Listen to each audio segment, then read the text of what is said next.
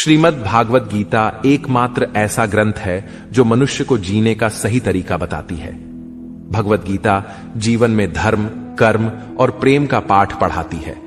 श्रीमद् भागवत गीता का ज्ञान मानव जीवन और जीवन के बाद का जीवन दोनों के लिए उपयोगी माना गया है।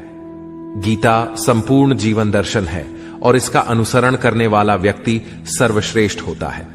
भगवत गीता में कुल 18 अध्याय और 700 श्लोक हैं, जिसे सभी के लिए पढ़ पाना थोड़ा मुश्किल है।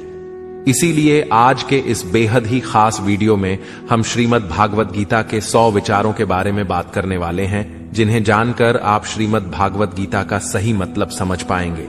इसलिए विचारों को आप हर रोज रात में सोने से पहले सुने।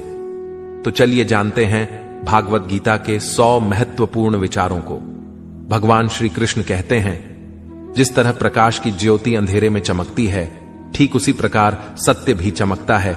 इसलिए मनुष्य को हमेशा सत्य की राह पर चलना चाहिए।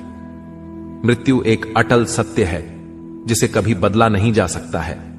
इस संसार का जब से निर्माण हुआ है तब से जन्म मृत्यु का चक्र चलता आ रहा है। जिस प्रकार मनुष्य अपने पुराने वस्त्रों को त्याग कर नए धारण करता है, ठीक उसी प्रकार आत्मा पुराने व्यर्थ शरीर को त्याग कर नए शरीर को धारण करती है। यह प्रकृति का नियम है। इस सत्य को स्वीकार करके भय मुक्त होकर आज में जीना चाहिए।